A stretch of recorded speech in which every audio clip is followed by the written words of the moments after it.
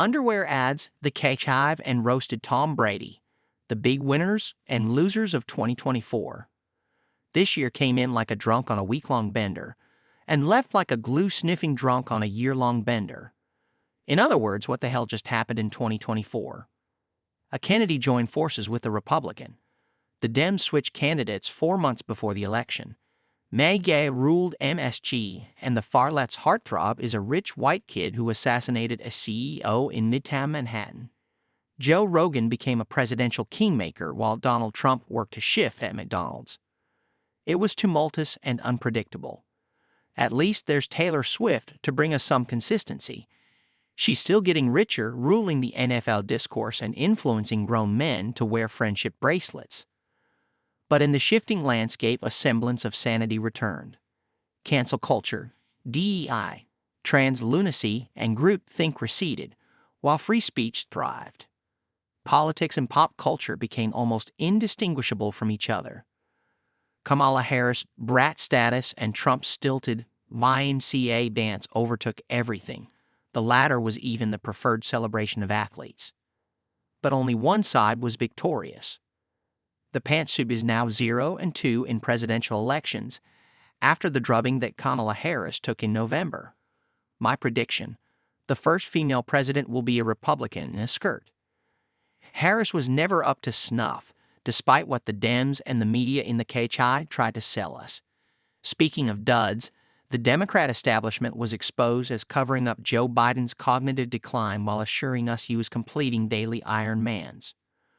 Party leaders like Barack Obama lost influence and likability after peddling fascist fear porn and berating black men for supporting Trump over Harris.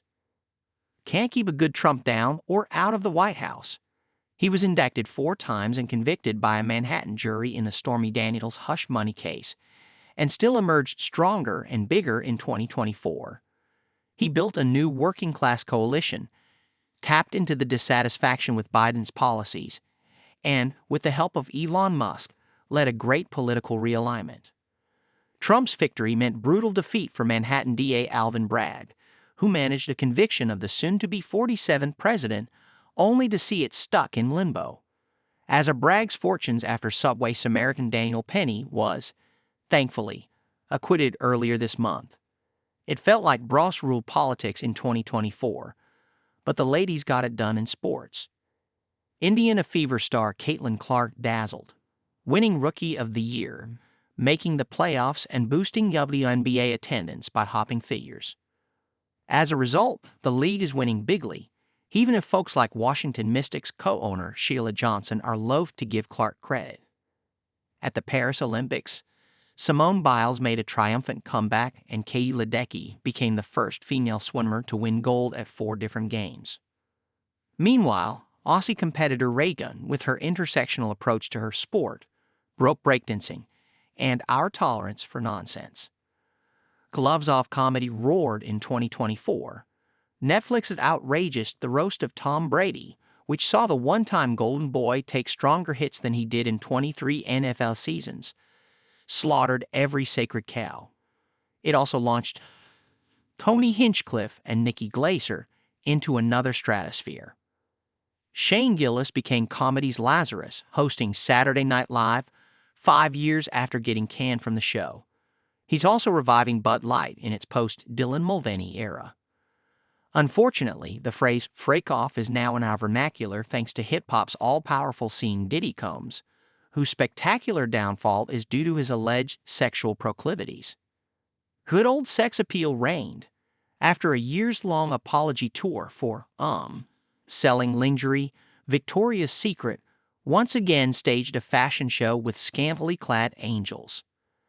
SNL host Sydney Sweeney's booze caused a cultural eruption and proved that a nice set of girls are back. And Jeremy Allen White stripped to his Calvins for billboards, hearkening to the golden era of undies ads with Marky Mark Wahlberg. Hallie Welch, otherwise known as Hawk Tuo Girl, was on her way to total domination. The 21-year-old factory worker rose to international prominence the old-fashioned way, by drunkenly making a fellatio joke. She launched a podcast, then attached her name to a meme coin that tanked and led to accusations of a scam. She went into hiding and now says she's cooperating with lawyers. Welch remains a cautionary tale about instant viral fame. Last year, Spotify parted with King grifters Prince Harry and Meghan Markle. This year, they delivered another bomb with Polo, leaving their $100 million Netflix deal looking more precarious.